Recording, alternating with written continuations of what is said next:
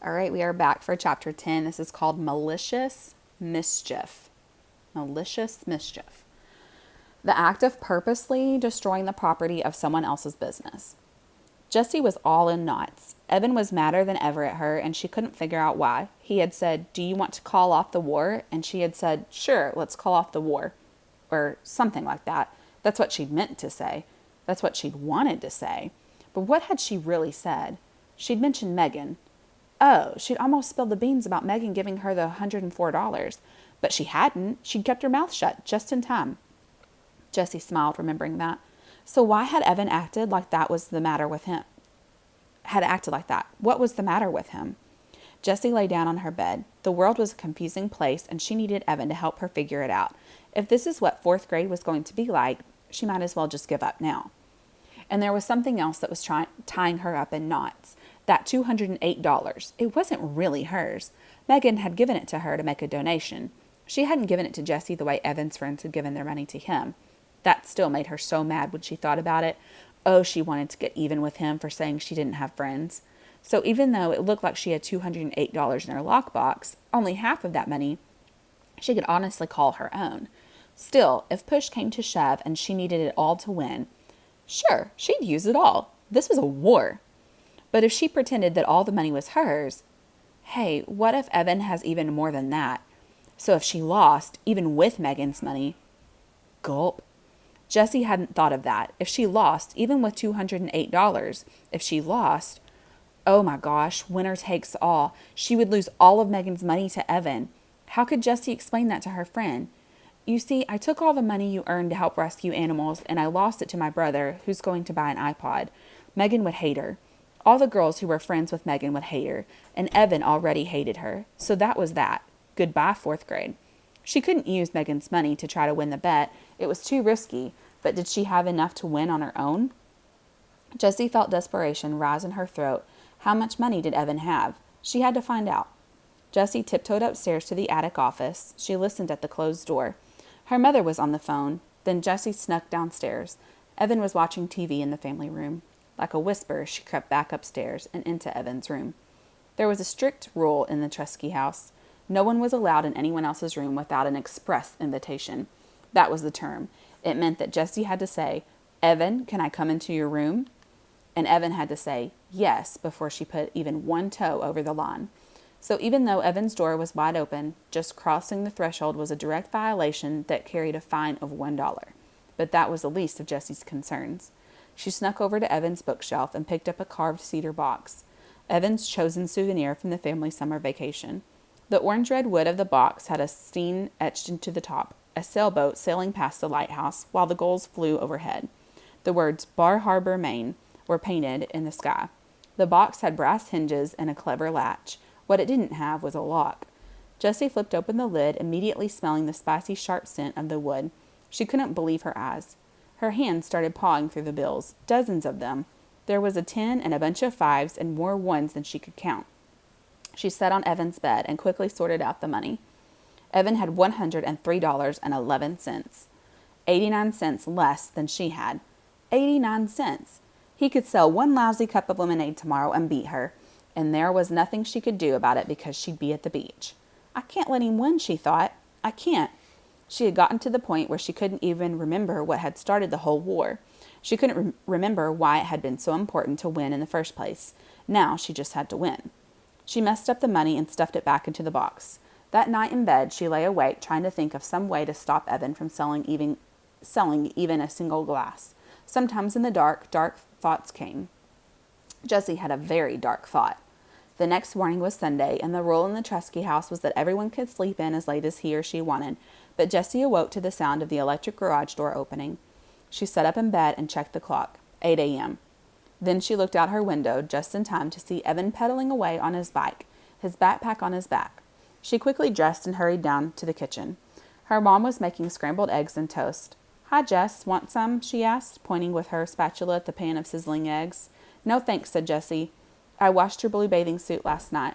It's hanging in the basement. What time are the Moriartys picking you up?" 9 o'clock, said Jessie. "Mom, where did Evan go?" "He went to the store to buy some lemonade mix." Jessie's mom scooped the eggs onto a plate and put the pan in the sink. When she turned on the faucet, the pan hissed like an angry snake. A great cloud of steam puffed into the air and then disappeared. "What's going on, Jess?"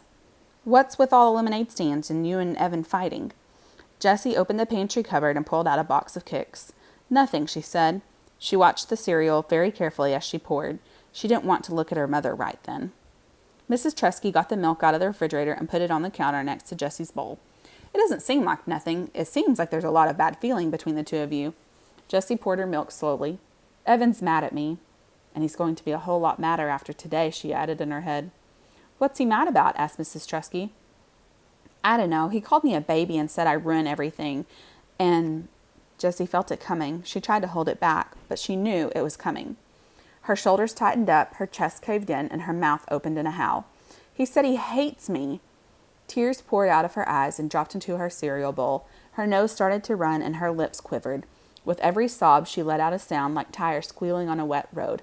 For the whole time Jessie cried, her mother wrapped her in a hug, and then, like a faucet turned off, Jessie stopped. She had told the truth. She really didn't understand why Evan was so angry. Even before the lemonade war, he had been mad, and Jessie still didn't know why. "Better?" asked Mrs. Tresky. "Not much," said Jessie. She wiped her nose with her paper napkin and started eating her cereal. It was soggy, but thankfully not salty. "Don't you think it would be a good idea to find out what he's mad about?" asked Jessie's mom.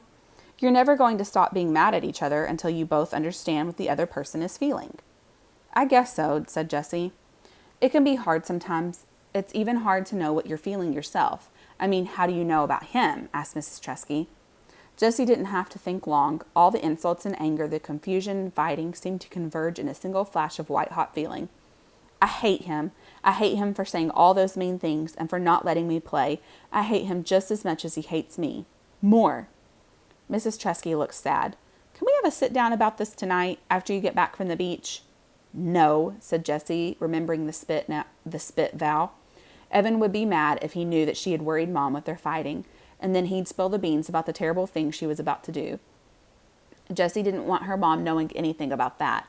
"We'll work it out ourselves, Mom, I promise. Evan and I will talk tonight." "I'm sorry I've been working so hard," said Mrs. Tresky. "I know it's a lousy end to the summer." "It's okay, Mom. You gotta work, right?" "Yes. No. I don't know. I promise I'll be finished by dinner time tonight. That way we can all go to the fireworks together." Jessie's mom looked out the window. "I hope they don't get canceled because of weather. They're saying scattered thunderstorms this evening." Jessie and her mom finished breakfast without saying much else. "I'll clean up," said Jessie. She liked to do dishes, and she wanted to do something nice for her mom. While she cleaned, she thought about the terrible plan she had come up with last night. It was mean. It was really mean. It was the meanest thing she had ever imagined doing. "I'm not going to do it," she decided. "I hate him, but I don't hate him that much." She was putting the last glass in the dishwasher when Evan walked in. His backpack was bulging. "I thought you were going to the beach for the whole day," he said. "Megan's picking me up in half an hour." She thought she saw Evan stiffen up. "Good. What's in the backpack?" "Not much," he said, dumping out the contents onto the kitchen table. Cans of lemonade mix rolled all over. Jessie tried to count, but there were too many. 15? 20? "Holy macaroni! How many cans did you buy?" 32. Evan started to stack the cans in a pyramid. "But you don't need that much. Even to win, you don't need that much. That's... She did the calculations in her head. "That's 256 cups of lemonade. If you sell them at 50 cents a piece, $1. I'm going to charge $1 a piece." Jessie felt like her head was going to explode. "You'll never sell it all," she said. "There isn't a neighborhood in town that will buy 256 cups in one day. Too much lemonade. Not enough thirsty people," she thought. "I'm going to roll like the ice cream truck. I'm going to mix it all up in the big cooler and wagon it from street to street. The high today is going to be 94 degrees. It might take me all day, but I'll sell every last drop. 256 smackers. And then tonight, juicy, we count our earnings. Don't forget, winner takes all." "But you don't need $256 to win," she shouted. Evan stood tall and said in that gravelly voice that all the boys imitated, "I don't play to win. I play to pulverize." What an idiot. Jessie couldn't believe her brother could be such a jerk. She watched as Evan put together his rolling lemonade stand in the garage. The big cooler was something Mrs. Tresky had bought a few years back when she was in charge of refreshments for the school spring fling. It looked like a giant bongo drum with a screw off top and a spigot at the bottom. Evan loaded it into the wagon, then poured in the mix from all 32 cans. He used the garden hose to fill the cooler to the top, then dumped in 4 trays of ice cubes. With a plastic beach shovel, he stirred the lemonade. The ice cubes made a weird rattling noise as they swirled around in the big drum. Using the shovel like a spoon, he scooped out a tiny bit and tasted it. Perfect, he announced, screwing the top on tightly. Then he went into the basement to make his lemonade on Will's sign. Without a moment's hesitation, Jessie sprang into action. First, she got out a large Ziploc bag from the kitchen drawer, the kind that you could freeze a whole gallon of strawberries in if you wanted to. Then she held it upside down and wide open over the fruit bowl. She gave the bowl a solid knock. Jessie was surprised how easy it was to catch the fruit flies that floated up from the bowl. It was like they wanted to die. She filled that bag and 2 more with flies, then hurried to the garage. She unscrewed the top of the big cooler. Holding the first bag upside down, she unzipped it, expecting the flies to fall down into the lemonade. They didn't. They stayed safe and dry in the bag. It was like they wanted to live.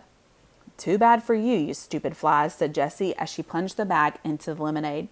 Under the surface, she turned the bag inside out, swishing it back and forth so that all the flies were washed off into the lemonade. She emptied all 3 bags of flies into the big cooler. Ew! Then hunted around until she found 2 green inchworms and a fuzzy gypsy moth caterpillar. She tossed them into the cooler. Then she threw in a fistful of dirt for good measure. She was just about to screw the top back on when she heard Evan coming up the basement stairs. There wasn't time to get the top back on. He would see the bugs and the whole plan would be ruined. Jessie ran to the steps and shouted, "Evan, Mom wants to see you in her office right away." Oh, she is devious. I would definitely say that this was malicious, wouldn't you? "Aw, man," muttered Evan as he started to climb the second set of stairs. Jessie quickly screwed on the cap, grabbed her blue bathing suit from the basement, then went upstairs to her room. On the way, she passed Evan coming down. "Mom did not want to see me," he said, annoyed. Jessie looked surprised. "That's what it sounded like. She yelled something down the stairs. I thought it was 'Get Evan.'" Jessie shrugged. "So I got you." From her bedroom window, she watched Evan rolling down the street with his lemonade on Will's stand. He was like one of those old-time peddlers calling out, "Lemonade! Get your ice-cold lemonade here!" as he walked. For one lightning brief second, Jessie felt a stab of regret. She could see how hard he was straining to pull the heavy cooler. She knew what it was like to stand in the hot sun selling lemonade. But the feeling was snuffed out by the hurricane of anger she felt when she remembered Evan's gravelly voice. "Pulverize." Jessie switched into her bathing suit, packed up her beach bag, and said a quick goodbye to her mother as the Moriartys pulled into the driveway. "What a great day for the beach," said her mother. "Have fun and be home in time for the fireworks, okay?" The fireworks? Yep. Jessie imagined there would be some fireworks tonight. That is the end of chapter 10.